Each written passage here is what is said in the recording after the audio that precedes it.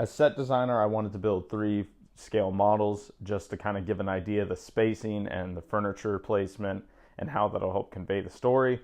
So for our ballroom, we have a very open space for the party. We have the bar, the dining area for socializing. We have the main stage where the band's performing, and the dance floor where people could have fun and dance around. And then we have the staircase, which adds a nice scenic element in the background, really provides a nice, beautiful aspect. And then for the apartment, I wanted to give a nice condensed New York feel. Everything's kind of stacked on top of each other. Furniture's really close together. The furniture is very old, dull, kind of 1950s-esque. Cindy's room's by itself, isolated, to kind of show her isolation and how she's not really a part of her family because they're all on one side of the apartment and she's on the other. For the tailor shop, I wanted a nice mom and pop feel. All the furniture is still very 1950s.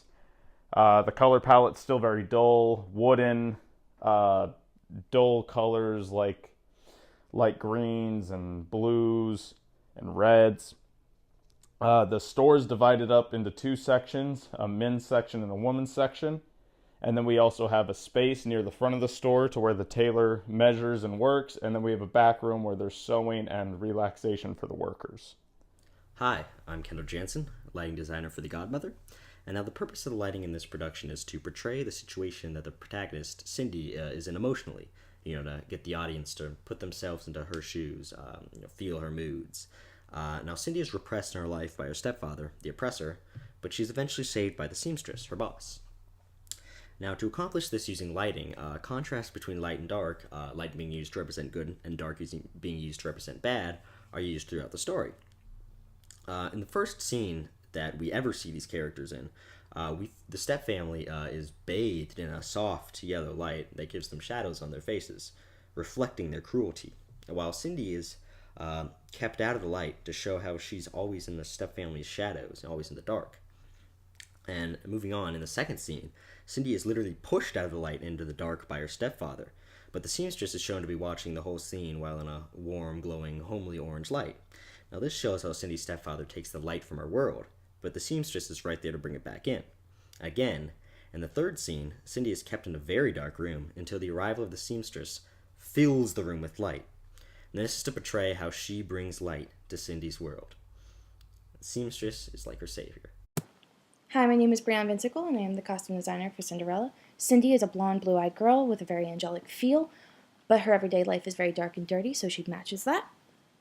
For her ball gown, I have it very elegant and 1950, off the shoulder, but I left it silver and paired it with glass slippers because I still wanted it to be similar to her iconic look. Also, she has a red rose in her hair to give her like a pop of color, but it also matches what the prince is wearing. The stepfather, he is a lower rank, overweight mobster. He's in a dirty brown suit and a black fedora, which he stays in the whole time. I wanted him to be a dirty kind of evil man, but also he has to be poor, so he only owns one suit, hence why he wears it throughout the whole thing. For the third character, I have the seamstress. She's our fairy godmother of the story. She's in a ruffled white button-up with black pants, and paired that with a white fedora and a large quail feather, and white and black fancy heels. I wanted white and black to be a way to symbolize high status, and she's a seamstress, so she has to be high status in this world. But also, I have the feather because she's rather odd, and we need her to be odd because she is our fairy godmother. Also, I have the stepsisters and what they wear. Stepsister 1 wears blue because she's a nicer one, and the stepsister 2 wears purple because she's a wannabe wealthy type of person. And then our prince also wears black and white and has a red rose, just like I mentioned earlier.